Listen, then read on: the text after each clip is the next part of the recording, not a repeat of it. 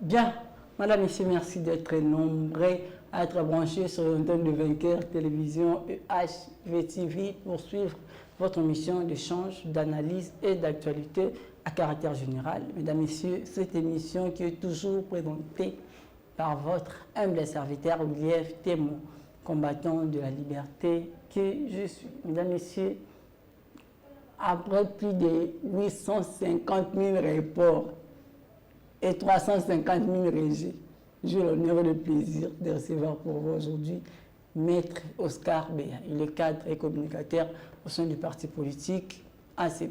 Bonjour et bienvenue. Merci mon frère journaliste, merci également aux téléspectateurs de cette émission, aussi de la chaîne. Je vois l'innovation, félicitations au promoteur de la chaîne, le pasteur Amos Mayo. Sincères félicitations à lui pour le travail.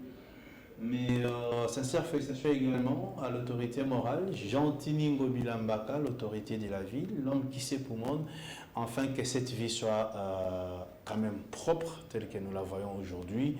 Merci à la présidente de la Ligue des femmes. Elle, c'est Madame Ketia Olangi, celle qui est en train de prendre l'ampleur au niveau de la circonscription électorale de Moamba. La femme la plus populaire également de cette circonscription, c'est la présidente de la Ligue des femmes de l'ACP, Ketia Olangi. Merci aussi de votre invitation. Je suis très content d'être sur ces plateaux afin de débattre l'actualité politique de notre pays. Nous n'avons pas l'autre patrimoine que nous devons léguer à nos enfants, si ce n'est que la République démocratique du Congo. Fidèle téléspectateur, avec lui, on parle processus électoral en République démocratique du Congo. Est-ce que ce processus est biaisé, comme estime le sénateur américain? Est-ce que ce processus est biaisé? Est-ce que la transparence des élections n'est pas garantie?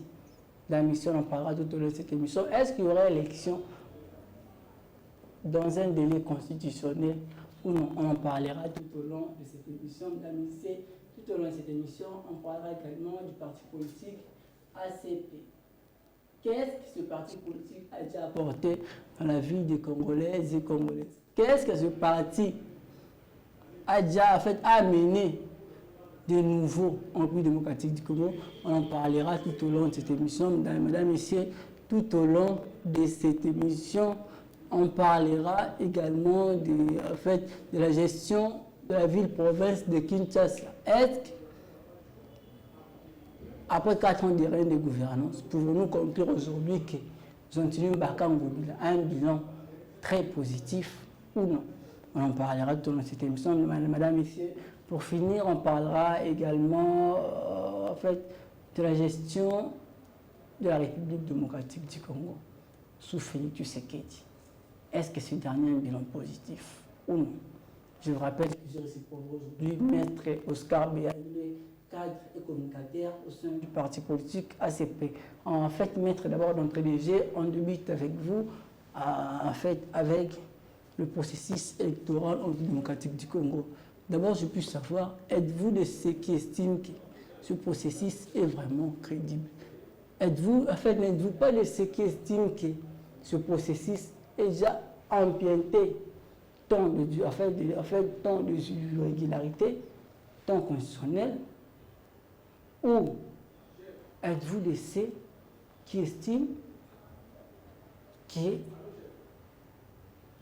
le sénateur américain, les deux sénateurs américains qui ont tenu des propos, disons par exemple que ce processus n'est pas crédible, on doit tout recommencer à zéro. Donnez-vous de crédit à ce genre de propos ou non? Êtes-vous de ceux qui estiment qu'il y aura élection dans un délai constitutionnel? À vous la parole. Merci, mon frère journaliste.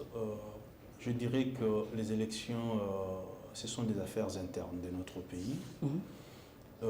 Les Américains, quand ils organisent les élections dans leur nation, la RDC ne s'ingère pas. Je crois que la notion d'ingérence, ce sont eux qui nous donnent des leçons souvent d'ingérence. C'est-à-dire les États-Unis d'Amérique n'ont pas ni droit ni qualité de s'ingérer dans ce qui se passe dans notre pays et précisément en ce qui concerne les élections en République démocratique du Congo. Vous êtes sans ignorer, monsieur le journaliste, qu'il y a eu les élections aux États-Unis. Vous connaissez que Poutine a été soupçonné d'être impliqué dans les élections, aux élections des États-Unis. C'est pour vous dire que partout, quand il y a les élections, les problèmes ne manquent pas. C'est-à-dire, ici, nous n'avons pas peur de ce que les Américains ont déclaré sur leur chaîne que ces élections ne sont pas crédibles. Qu'entendez-vous par la crédibilité? Quelles sont les élections appelées crédibles? Les élections sont organisées pour 3 parties. La première partie, c'est les pouvoirs en place qui organisent les élections, c'est-à-dire les politiques d'abord. Après les politiques, c'est la société civile. Après la société civile, c'est le peuple congolais. Qui organise les élections? C'est la CENI, qui est une institution indépendante. Appel à la démocratie. Qui compose la CENI? La CENI est composée de la société civile. La CENI est composée des animateurs venant de différents partis politiques.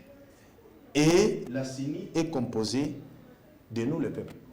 Parce qu'aujourd'hui, la CENI ne répond pas aux critères posés, nous disons oui. Parce qu'au sein de la CENI, nous avons l'opposition qui est là. Nous avons la société civile. L'opposition qui est toujours contestée. Ah, mais c'est comme ça, vous savez, je ne sais pas.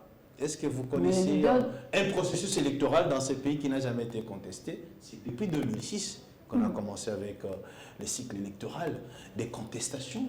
C'est constitutionnel, c'est normal. Quand vous avez l'opposition, son travail, c'est de contester. Il y a l'opposition qui siège au niveau de la CENI, il y a la société civile et il y a les acteurs provenant des différents partis politiques. Et nous disons... Des acteurs qui n'ont pas été mandatés par leur parti politique. Apparemment, c'est ça la réalité. Mais c'est ce qu'ils sont en train de dire. Est-ce que c'est vrai? Nous connaissons qu'il y a nos amis de l'opposition qui sont là, qui travaillent pour l'intérêt de la nation. De ces côtés-là, les Américains doivent, je crois, étiqueter leur bouche. C'est très important. Nous laisser les temps d'organiser ces élections, comme le président Kadimon est en train de le faire. On en parlera de est-ce qu'il y a l'exclusivité des élections, mon cher ami. Aujourd'hui, nous sommes à 1 mois des élections, parce que les élections, c'est le 20 décembre. Il nous reste pratiquement 1 mois et 2 semaines pour que nous, les Congolais, aillent aux urnes, ce qui est un rendez-vous constitutionnel pour tous les Congolais. Est-ce que, la question que nous devons nous poser, est-ce qu'il n'y a pas les opposants qui ont déposé leur candidature? Je réponds à cette question, oui. Martin Fayoulou a déposé sa candidature. C'est-à-dire, à part le président de la République, qui est le candidat de l'Union sacrée, le reste sont les candidats de de l'opposition, je ne sais pas les indépendants qui sont là, c'est qu'ils prouvent à suffisance, monsieur le journaliste, que le processus électoral répond aux critères des élections libres, démocratiques et transparentes. Les combles, c'est quoi avec les Américains?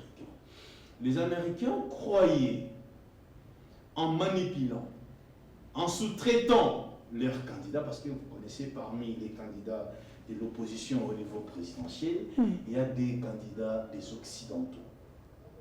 Après avoir manipulé les Congolais pour venir et compatir ensemble avec le président de la République, en fonction bien sûr, Fachi Béton, les Américains réalisent que Fachi en face de lui n'a pas quelqu'un de populaire pour faire partir le président de la République qui est en fonction aujourd'hui. Fachi n'a pas fait des adversaires populaires. Vous aussi, c'est ça que vous estimez. Par exemple, qui vous pouvez me citer ça, non, c'est votre émission, moi je peux citer. Les cas du président. Nous avons les cas de M. Martin Fayou. Ah oui, Moïse c'est un candidat, mais je sais que les vrais Congolais ne vont pas voter Moïse Katumbi Chapwe. Il a un problème sérieux d'abord. Il est incompétent. Il a une incompétence notoire. Un président de la République doit avoir des facultés intellectuelles qui fonctionnent normalement. Vous êtes devant un candidat président qui a un sérieux problème d'abord pour parler un bon français. Je ne sais pas, il va défendre son pays en quelle langue, parce que nous, les Congolais, nous sommes les francophones. Non, c'est son attitude. Attends, j'avance, mon cher ami. Non, c'est son attitude. Il est comme ça. Mais il va défendre les pays ailleurs en quelle langue? Non, apparemment, il est non, s'il vous plaît. Oui. Apparemment, il est un peu mou, mais il s'exprime très bien en français. Ah bon? Il est un peu mou, apparemment. Ah bon? Est-ce que vous pouvez me dire une phrase que Moïse a déjà prononcée correctement dans sa bouche? Moïse a un sérieux problème dans sa tête. Il s'exprime difficilement en français. En lingala, en swahili, moi je croyais qu'il est originaire de là, mais quand j'ai écouté l'homme parler en swahili d'ailleurs, moi je parle mieux de swahili que M. Moïse Katumbi Chapwe. Même en anglais, j'ai suivi l'interview qu'il a passé en anglais, mais mon fils qui est en première CO, en première primaire plutôt, ne s'exprime pas comme ça en anglais. Je me suis dit, mais ce monsieur, il est quoi? Il est qui au juste? Mais il veut être le président des peuples congolais, le président de la République démocratique du Congo, c'est très grave.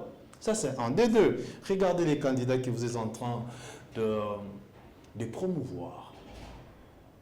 Vous croyez que dans ces pays, nous devons voir la première dame qui n'est pas originaire de la République démocratique du Congo? Parce que la femme de Moïse Katumbi Chapwe, elle est tanzanienne, les autres disent burundaise, si c'est zambienne, les histoires pareilles. Elle doit être tanzanienne ou bien zambienne. Les autres disent burundaise. Mon cher ami, comment vous acceptez que nous ayons la première dame de la République qui n'est pas congolaise?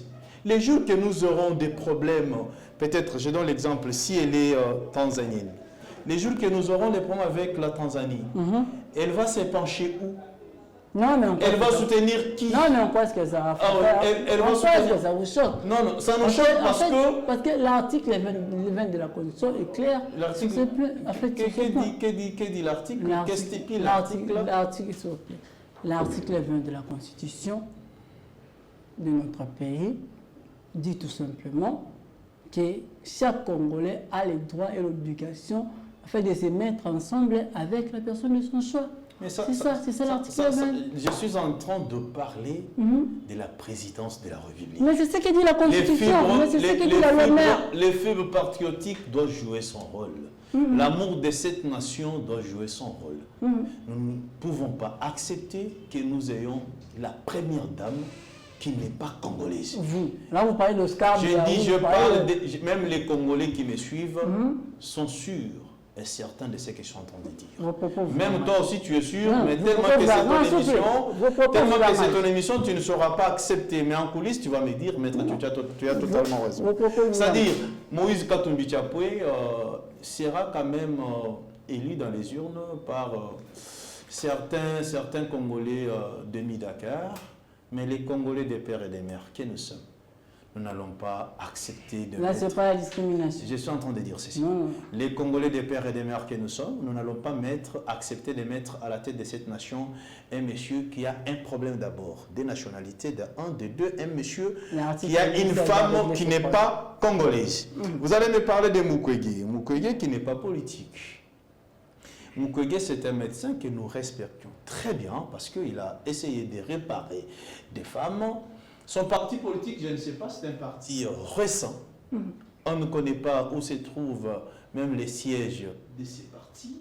Un parti qui n'est pas implanté même dans 3 provinces de la Apparemment, République. il a la confiance des Congolais. Les Congolais, c'est dehors. Quel Congolais là? Moi qui ne veux pas, je suis Congolais, mon cher ami.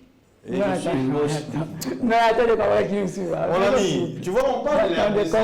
On parle de la RDC, on ne doit pas prendre. Vous n'êtes pas les seuls à être Congolais. On ne doit pas prendre un amateur, le placer à la tête. Il va soigner qui? Le Congo n'a pas besoin de docteurs. Le Congo a besoin de politiques à la tête. Vous croyez que la présidence, Mukwege va commencer à opérer toutes les femmes qui travaillaient à la présidence? Mais non. Est-ce que Mukwege a fait la politique? Qu'est-ce qu'il connaît la politique? Depuis quand il est politicien? Je sais que c'est ton émission, je ne saurais pas te poser une question. Détenteur d'une vision. Quelle est la vision? D'ailleurs, il est le premier profiteur. Il est la première personne qui a gagné à cause de la guerre de l'Est. Parce que s'il n'avait pas la guerre à l'Est, Mukwege ne devrait pas être connu de la sorte. C'est-à-dire, lui profite de la guerre pour se griffer derrière nos mamans qui sont violées de l'Est. Mais quand il veut être président, qui doit encore soigner ces mamans-là? Vous voyez, ça dit il a manqué les repères.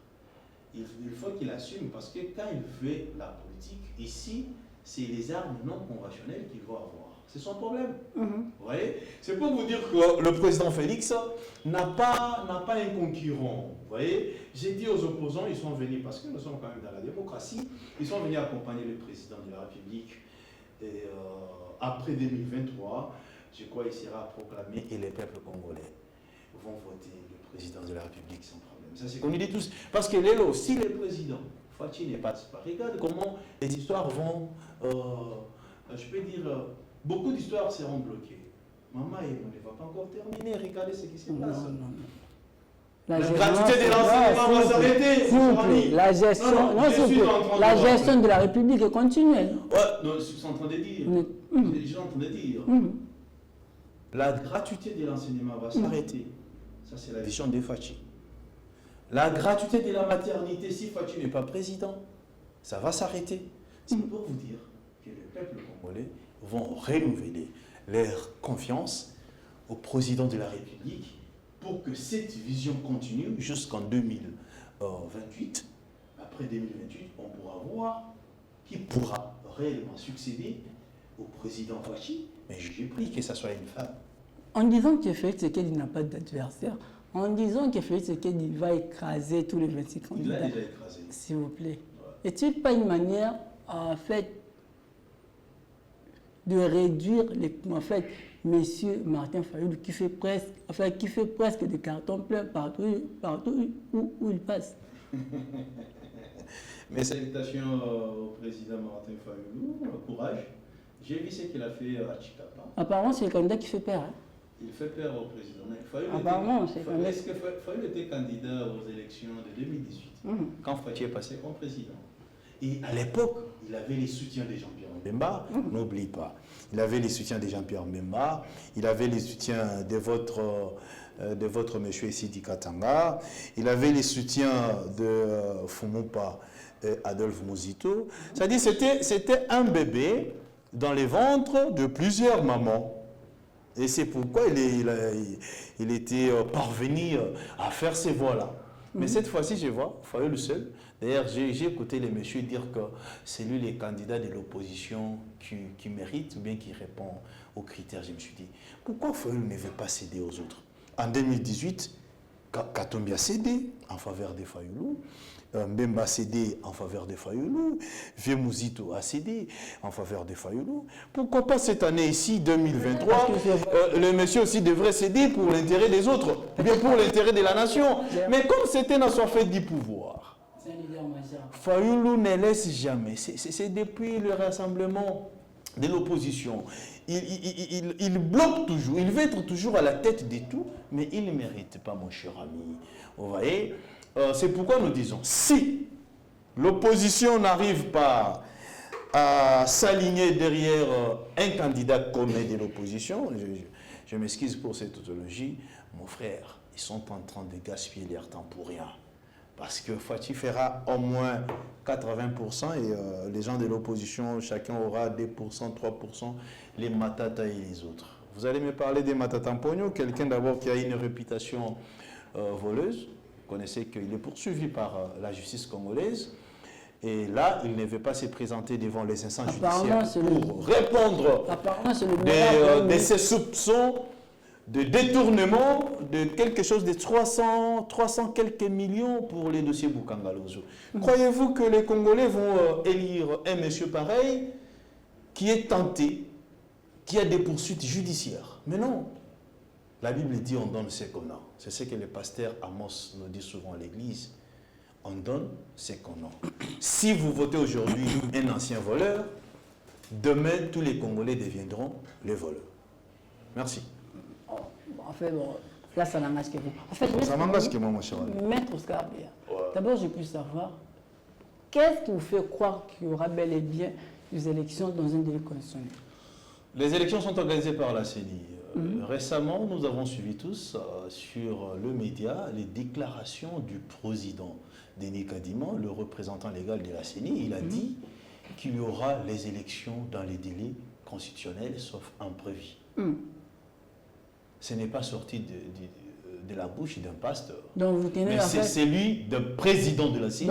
C'est lui qui organise les élections. Nous nous restons focalisés sur ce que le président Kadima nous a dit, qu'il y aura élection le 20 décembre. La raison pour laquelle l'Union sacrée se prépare en conséquence pour aller aux élections. Et les autres sont en train de... c'est leur problème. Nous nous restons tout droit vers les élections. Et il y aura élection. Parce qu'il n'y a pas 48 heures. Je venais de voir le président de la CENI. C'était en Corée d'ici, là où il est allé visiter le matériel pour les élections. Bien que ça n'a pas encore été dispatché. Qu'est-ce que vous voulez? Que Jésus-Christ... Bien que ça n'a pas encore été dispatché. Que Jésus-Christ puisse descendre pour vous dire qu'il y aura élection. Dispatching de matériel de vote, c'est de la compétence de la CENI. Si c'est lui qui organise les élections, vous dit qu'il y aura élection le 20 décembre. Et vous voulez que ce soit une prophétie du ciel, ou bien vous voulez que ce soit comment? Nous sommes à un mois des élections. Ce n'est pas un problème. On peut dispatcher ces matériels, même à Bonga, même dans en fait à Lobo. Ce n'est pas un problème. Nous avons des avions, il y a des hélicoptères qui vont assumer ce travail et ça sera bien fait. Mon cher ami, dites aux collaborateurs de l'opposition qu'il y aura élection le 20 décembre. Le train est déjà en marche. Celui qui l'osera arrêter sera écrasé. Mesdames, Messieurs, on poursuit cette émission avec Maître Oscar Bia. Je rappelle qu'il est cadre et communicateur au sein du parti politique ACP. Prenons à présent le deuxième thématique de cette émission. Ça consiste donc en fait à la gestion de la ville-province de Kinshasa. Comment la ville-province de Kinshasa est gérée?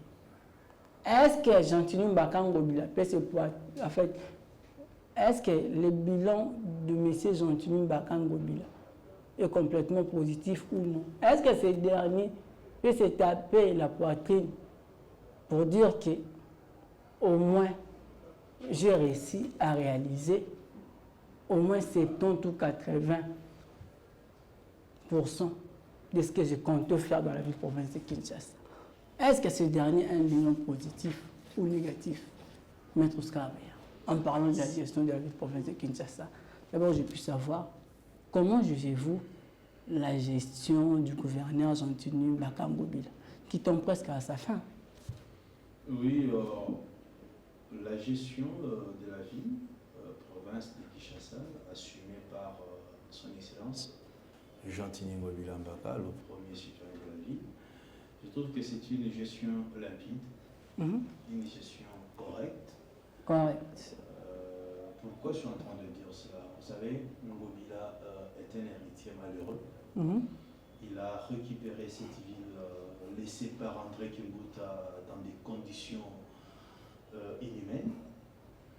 La ville avait beaucoup de dettes. Jean-Tunier a trouvé 6 ampoules. J'ai dit bien 6 ampoules. 6 ampoules. Voilà.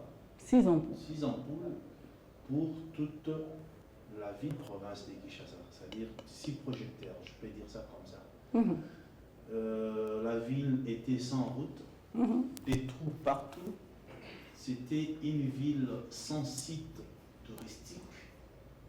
C'était une ville sans société ni entreprise. Aujourd'hui, cette ville compte des routes secondaires que je vais énumérer sur votre plateau. Aujourd'hui, la ville-province de Kinshasa est éclairée à moitié. Je sais que vous êtes résident de Lemba. Vous connaissez ce qui se passe quand il est 19h, 18h. La ville est à moitié éclairée. Jean-Tini Ngobila a fait de cette ville une ville touristique avec parc d'attractions comme celle qui est au niveau de boulevard Lumumba, parc appelé Maman Marthe Kassalou. Vous savez que si vous êtes là au niveau des 4e rues, c'est comme si vous êtes en Europe. Voilà la raison pour laquelle nous disons qu'aujourd'hui, à la tête de cette ville, nous avons un Guinois, nous avons un homme qui a l'amour et la volonté et la passion de cette ville. Et cet homme, c'est son Excellence Jean-Tini Ngobila Mbaka. C'est pour la première fois depuis que les Belges sont partis qu'un gouverneur construit des routes. Je citerai Elengesa. Une route de 6 km reliant plusieurs communes. Une route de 6 km qui a duré plus de 2 ans. La durée ne dit rien, mais ce qui est important, c'est la fin de leur réalisation de cette route. Aujourd'hui, la route Elengesa est praticable. C'est-à-dire, si vous voulez aller au niveau des Victoires ou Léry, vous habitez Mongafula, au lieu de tourner avec l'UPN, d'Elvo jusqu'au magasin, ça va vous prendre beaucoup de temps. Vous pouvez prendre bypass, vous arrivez à l'entrée Elengesa, directement vous sortez sur Assosa. Voilà ce que Ngobila a fait. Et cette route nous a coûté énormément cher. Mais comme le monsieur a la volonté, a l'amour de ses frères quinois, il s'est donné corps et âme pour construire cette route. Mais c'est différent d'André Kimbuta qui a fait 11 ans comme gouverneur dans cette ville. Le monsieur n'a pas pu construire même 100 mètres d'une route. D'ailleurs, l'avenue qui portait son nom au niveau de Tchangou, c'est boulevard Kimbuta. Cette route est restée comme ça dans un état délabré, bien dans un état de délabrement exagéré. Mais aujourd'hui, avec Jean-Tini Ngobila, les mois passés, l'homme a lancé l'ego pour que cette route soit construite. Voilà l'homme. Jean-Tini Ngobila Mbaka, aujourd'hui avec l'usine Kintoko, cette usine ramasse des déchets. Les Quinois et les Quinoises ramassent des plastiques pour aller vendre dans cette usine. Ça, c'est l'œuvre de Jean-Tini Ngobila Mbaka. Les Belges sont partis, ça fait pratiquement 63 ans, bien 65 ans, si je ne m'abuse pas. Ils nous ont laissé le marché appelé Zando dans un état que vous connaissez. Ma femme est partie à l'époque, c'était l'année passée, dans cette histoire des Zando. Pour y entrer, il fallait qu'elle porte des bottes ou bien des sachets. Et quand elle y sort, il fallait qu'il y ait 2 mamans au bord de la route pour nettoyer ses pieds. Mais Jean-Tini Ngobila Mbaka, l'homme animé de bonne foi, de l'amour. Zando est en pleine construction. Ça, c'est l'œuvre d'un gouverneur. Et je vous dis, dans ce qui concerne la construction des Zando, le gouvernement central n'a pas déboursé même un rond. C'est l'argent provenant de l'hôtel de ville.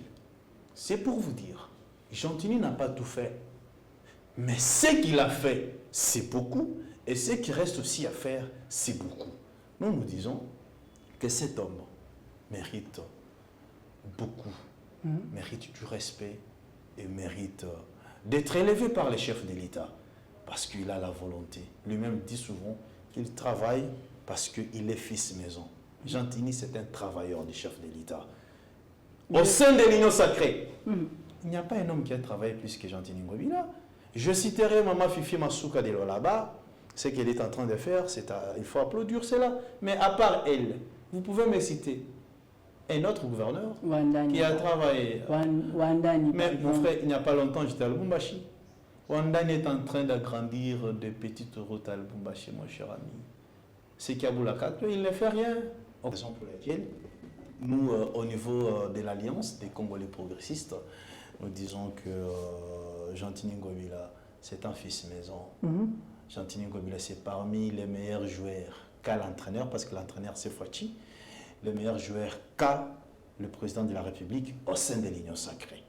La raison pour laquelle, malgré les gens peuvent dire, les gens peuvent parler, mais les chefs de l'État savent et connaissent les compétences, la volonté, l'amour et la détermination qu'a son Excellence Gentini Ngobila pour renouveler, pour changer l'image de cette ville-province de Kinshasa. Voilà. Combien d'entreprises ces dernières il a créées depuis qu'il est gouverneur?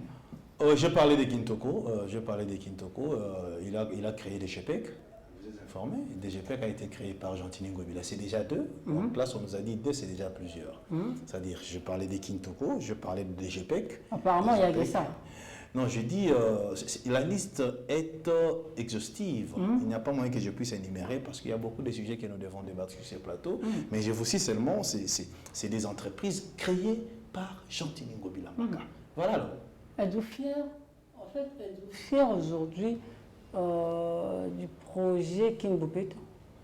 Je suis fier de ces projets parce que c'est la vision de l'homme, c'est la vision de Gentini Ngobila Maka, mais cette vision devrait être accompagnée par le gouvernement central. Parce qu'avec les recettes de la ville-province de Kinshasa, il est pratiquement impossible que la ville soit bien assainie. Le gouvernement, dans ses attributions, devrait commencer à donner au gouvernement provincial au moins 2 millions de dollars chaque fin du mois pour l'assainissement. Et chose qui n'a jamais été faite jusqu'à aujourd'hui. Le gouvernement avait déboursé l'argent pendant 2 ou 3 mois, c'est fini. Jusqu'à aujourd'hui, le gouvernement central ne donne pas cet argent pour l'assainissement de la ville. Et ce que vous voyez là, c'est avec les efforts propres de l'hôtel de ville, ce qui n'est pas facile. C'est pourquoi je vous dis, je suis fier de ces projets de Kinbopeto parce que l'initiateur du projet, malgré des couacs, n'a pas cédé. Il continue. Ça, c'est un des deux. Vous avez vu dans les médias, le gouverneur de la ville-province de Kinshasa, Gentini Ngobila Maka, venait de signer un contrat avec une société turque pour l'assainissement de la ville. Attendons voir ce que ça va donner. C'est Al-Barak. Si je ne m'abuse pas, Al-Barak. Bientôt, ils ont déjà commencé le travail. Je crois que dans quelques jours, vous verrez un grand changement parce qu'ils ont pris la charge d'assainir la ville et de redonner la belle robe à la ville-province de Kinshasa. Et s'il s'agit de coter ce projet Kinbopeto, combien pouvez-vous donner à ce projet sur 10? S'il s'agit de... Je donnerai 7 sur 10. 7 sur 10. À Gentini. Donc selon vous, c'est une réussite? Oui, mais non, il a réussi. Il a réussi. Il a réussi. Parce que quand je suis venu ici, je vous dis, je n'ai pas vu des immondices. J'ai dit bien, je n'ai pas vu des immondices, ou bien des collines, des immondices que Kimbuta nous a laissés. À l'époque, cette ville dégageait des odeurs nauséabondes. Mais ce n'est pas le cas aujourd'hui. Ce n'est pas le cas, mon cher ami. Et Gentini a rasé toutes les montagnes de déchets, des immondices, légués par André Kimbuta. Vous voyez? Mais ce que nous remarquons est que les caniveaux sont presque bouchés par la mauvaise gestion de nous, les Kinois. Les Kinois considèrent les caniveaux comme poubelles. C'est ça le problème. Vous aussi, en tant que journaliste, vous devriez avoir cette culture d'enseigner des bonnes manières aux Quinois. Nous, les Quinois, nous avons une culture, je peux dire, bizarre, permettez-moi les termes, parce que nous confondons les choses. Comment ça fait-il que vous pouvez balayer votre maison et des saletés de votre maison, vous versez ça dans des caniveaux? Ce n'est pas normal. Vous construisez une très grande maison, mais les installations hygiéniques, des tuyaux de vos installations hygiéniques sont, je peux dire, orientés vers les caniveaux de la route de l'État. Ce qui n'est pas normal. Et vous voulez que Gentilly fasse quoi devant des situations pareilles? Comment vous trouvez normal? Vous achetez une histoire chez les chefs coutumiers ou bien chez qui, on vous donne des faux documents. Vous allez construire sur les caniveaux. Et quand il plaît, ce sont des inondations. Et là, vous parlez des Gentilly Ngobila. Mais quand vous êtes en train de construire là où l'eau va passer, vous attendez à quoi? Nous devons prendre la responsabilité dans notre vie. Parce que Ngobila passera, mais cette ville restera. Kimbuta est parti. Aujourd'hui, nous avons Ngobila. Demain, peut-être, ça sera vous. Ou bien demain, ça sera M. Diri au Malanga. Mais on ne sait pas quel sera l'état de la ville. C'est là où les bas blessent. C'est-à-dire, il y a la part des responsabilités. Et la responsabilité dans cette question des immondices est partagée. Vous savez que les Quinois, nous faisons semblant de ne pas voir des poubelles placées par l'hôtel de ville et nous trouvons bon et meilleur de jeter des immondices sur la route. Mais les poubelles sont vides. Les poubelles sont vides, mais vous jetez votre plastique sur la route. Est-ce normal? Vous êtes dans une voiture, vous achetez les jus en plastique, vous buvez les jus. Au lieu d'aller jeter ou bien dégarder ces plastiques jusque chez vous, parce que c'est présumé que chaque Congolais dans sa maison, il y a ce qu'on appelle poubelle. Mais non, voilà comment nous jetons des histoires sur la route. C'est notre propre ville. Nous ne pouvons pas considérer notre propre ville comme une poubelle. C'est question de mentalité, question de culture. Et l'État va nous accompagner. Aussi longtemps que nous ne voulons pas changer notre façon de vivre, notre culture, mon frère, même si on plaçait 1 million de poubelles sur la route, et rien ne changera. Il n'y a pas longtemps, j'étais en Zambie, je pris les jus dans le véhicule, et moi-même j'ai eu honte de jeter les plastiques, ou bien la bouteille sur la route. C'est-à-dire, j'ai été interpellé, parce que, en regardant les routes, je n'ai pas vu là où il y a des plastiques. Mais venez ici. Venez ici.